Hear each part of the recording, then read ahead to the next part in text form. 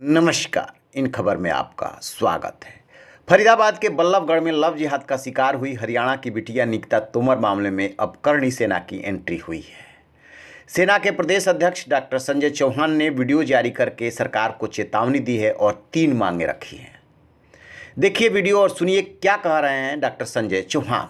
मैं डॉक्टर संजय चौहान, प्रदेश अध्यक्ष श्री राष्ट्रीय राजपूत करणी सेना हरियाणा, आज बल्लभगढ़ जिले के अंदर हमारी बहन की जो निर्मम हत्या की है मुस्लिम समुदाय के युवक ने, उसकी निंदा करता हूं। इस वीडियो के माध्यम से हरियाणा की सरकार को बताना चाहता हूं कि ये सीधा सीधा फेल्योर है आपके लॉ एंड ऑर्डर का, ये सीधा सीधा फेल्योर है आपके एडमिनिस्ट्रेशन का। इस तरह की घटनाएं किसी भी तरह से बर्दाश्त नहीं होंगी।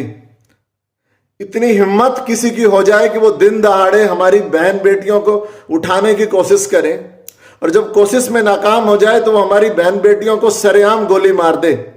क्या कर रही है सरकार? कहां है कानून व्यवस्था? हम राजपूत हैं, हमने अपने हथियार रखे हैं, उनको चलाना नहीं भूले हैं।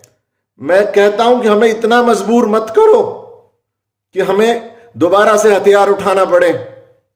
इस वीडियो के माध्यम से हरियाणा सरकार के सामने 3 मांगे रखता हूं और उन मांगों को सरकार गंभीरता से ले। पहली मांग, मुकदमे को फास्ट ट्रैक पे चलाया जाए, दोषियों को फांसी की सजा हो, परिवार को 5 करोड़ रुपए की आर्थिक मदद दी जाए, परिवार के एक सदस्य को सरकारी नौकरी दी जाए।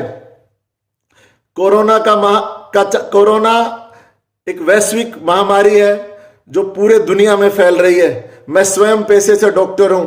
मैं नहीं चाहता कि किसी बड़े आंदोलन, इस दौरान हम एक बड़ा आंदोलन किया जाए, परंतु यदि जरूरत पड़ी तो ना सिर्फ बल्लभगढ़, फरीदाबाद, मैं पूरे हरियाणा को जाम कर दूंगा। और जितनी भी राजनीतिक पार्टियां हैं, ये कोरोना के अंदर सोशल डिस्टेंसिंग की बात करती हैं, परंतु जब इनका अपना मतलब आता है तो ये सोशल डिस्टेंसिंग भूल जाती हैं।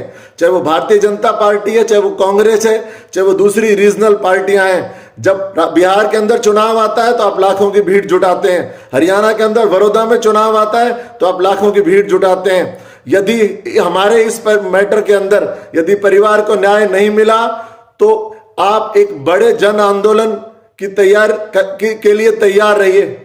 मैं अंतिम बार एक बात कहना चाहता हूं कि इन 3 मांगों को मान लिया जाए, वरना मैं हरियाणा के अंदर सड़कों को जाम कर दूंगा और उसके बाद यदि कोई दुष्परिणाम होगा तो उसके लिए मैं जिम्मेदार नहीं होगा, उसके लिए शासन प्रशासन जिम्मेदार होगा, उसके लिए हरियाणा की सरकार जिम्मेदार होगी।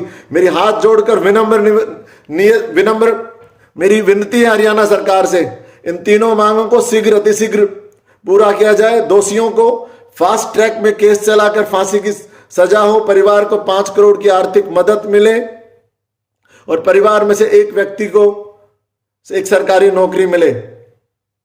जय हिंद, जय भारत। तो जैसा कि आपने सुना, संजय चौहान साफ साफ कह रहे हैं कि हम क्षत्रिय हैं, हथियार रखे हैं, हमें मजबूर न किया जाए। और 3 मांगे उन्होंने रखी है। 5 करोड़ का मुआवजा, फास्ट ट्रैक कोर्ट में मामले को चलाने और फांसी पे चढ़ाने, और तीसरी मांग है कि एक सदस्य को सरकारी नौकरी दी जाए। उन्होंने सीधे हरियाणा सरकार पे सवाल उठाए हैं। कैसे इतनी हिम्मत हो गई कि हमारी बहू बेटियों के साथ इस तरीके की वारदात हो जाए। आपको बता दें कि जो दोषी पक्ष है या आरोपी पक्ष है, इस मामले में 2 लोगों की गिरफ्तारी हुई है, तौसीफ और रेहान की। ये काफ़ी रसूखदार हैं। तौसीफ के दादा खुर्शीद अहमद एमएलए और मंत्री रह चुके हैं। उनका बेटा आफ्ताब अहमद भी कांग्रेस से एमएलए है। 40-50 साल से ये परिवार राजनीति में है। सोनिया गांधी और राहुल गांधी तक सीधी इनकी पहुंच बताई जा रही है। लिहाजा निकिता के मामा आदल रावत सवाल उठा रहे हैं कि जो कांग्रेस नेता राहुल गांधी हाथरस मामले में दहाड़े मार रहे थे, अभी तक उनमें से किसी की आवाज़ नहीं आई है, कोई बयान नहीं आया है। और आरोप ये भी लगाए जा रहे हैं कि छात्रा निकिता के पिता का जो दावा है कि आरोपी की मां भी पिछले 2 साल से बेटी पे धर्म परिवर्तन का दबाव डाल रही थी। वो कई दफ़ा उनकी बेटी को फ़ोन करके उसे धर्म परिवर्तन के लिए कहती थी, जिससे मेरी बेटी काफ़ी परेशान होती थी। अब इसके बाद एक सवाल और उठ रहा है कि 2018 में जो घटना हुई थी, यानी कि किडनैप किया गया था बिटिया को, कुछ देर बाद ये पुलिस ने छुड़ा लिया था, तब पंचायत करके इस मामले को रफा दफा कर दिया गया था।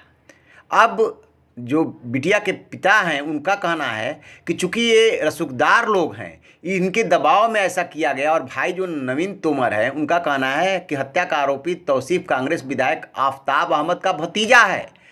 इन लोगों के पास पॉलिटिकल सपोर्ट है। और 2 साल पहले भी इन्होंने मेरी बहन को परेशान करने की कोशिश की थी, पुलिस में शिकायत हुई, लेकिन समझौता करा दिया गया डरा धमका करके। और शायद यदि वो समझौता नहीं हुआ होता तो निकिता तोमर की ऐसे जान नहीं जाती। अब ये मामला जो है दूसरा टर्न ले रहा है। हालांकि दोनों की गिरफ्तारी हो गई है, लेकिन लोग इससे संतुष्ट नहीं है और इसमें कार्रवाई की मांग हो रही है। अब करणी सेना की चेतावनी के बाद देखना ये है कि हरियाणा सरकार इसको लेकर के क्या क्या कदम उठाती है। इस पर हमारी नज़र बनी रहेगी। आप रहिए न बेखबर, देखते रहिए इन खबर। Thank you. इन खबर चैनल को सब्सक्राइब करें और